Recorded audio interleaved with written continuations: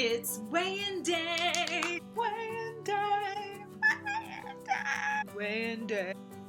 It's weigh-in day.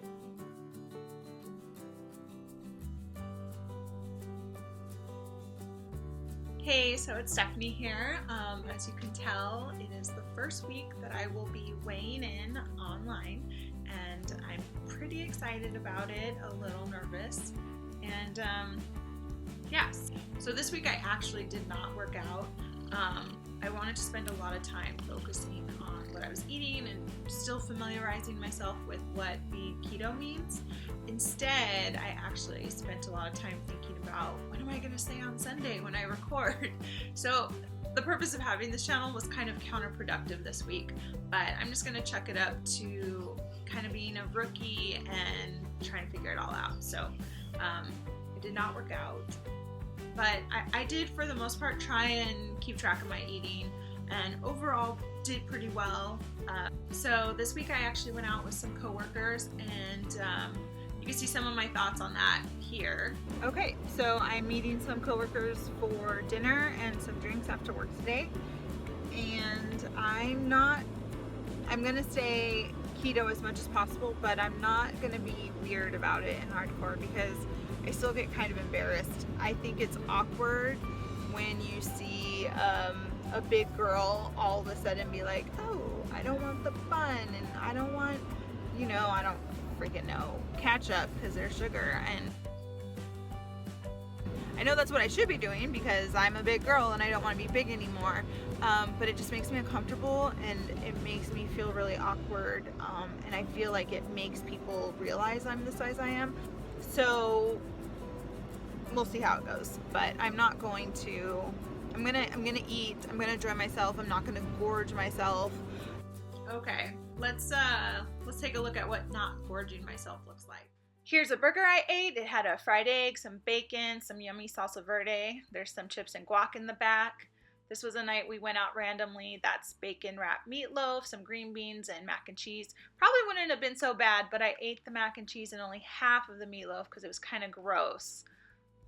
All right, so, that wasn't terrible. I think I tried focusing on meat. I did have the bun, and I did have mac and cheese, which was so good.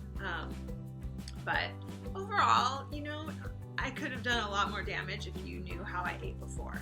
Except there was this one other thing I left out.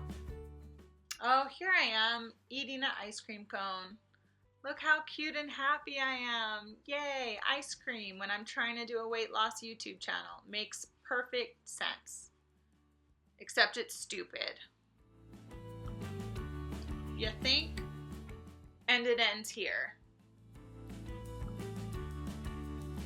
Okay, so now that we saw what some of my pitfalls were this week, let's go see how that reflects itself on the scale. All right, here we go. Okay, so let's remember this is the weight I have to try and beat this week. 279.2. If I have anything lower than that, I'm gonna be happy.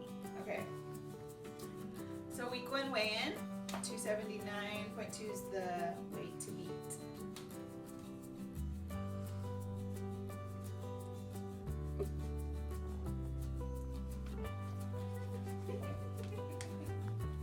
Yes!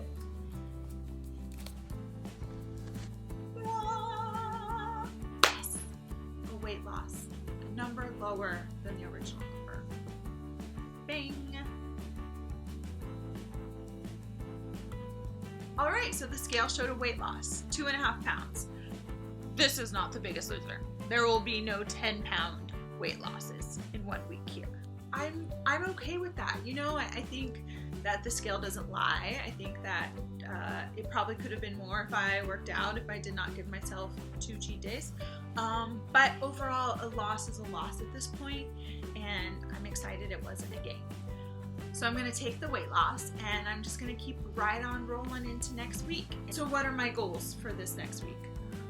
My goals are to work out at least 3 times, and I will have to give you video proof of that. So that'll help hold me accountable. And my other goal is to not have a cheat day. No cheat day. I'll see you next week for another weigh-in. All right, guys. guys, so I will see you next week for the next weigh-in. If you want to follow me on Instagram or Twitter, same thing, FlabIsNotFab, both on Instagram and Twitter. So see you next week. Bye.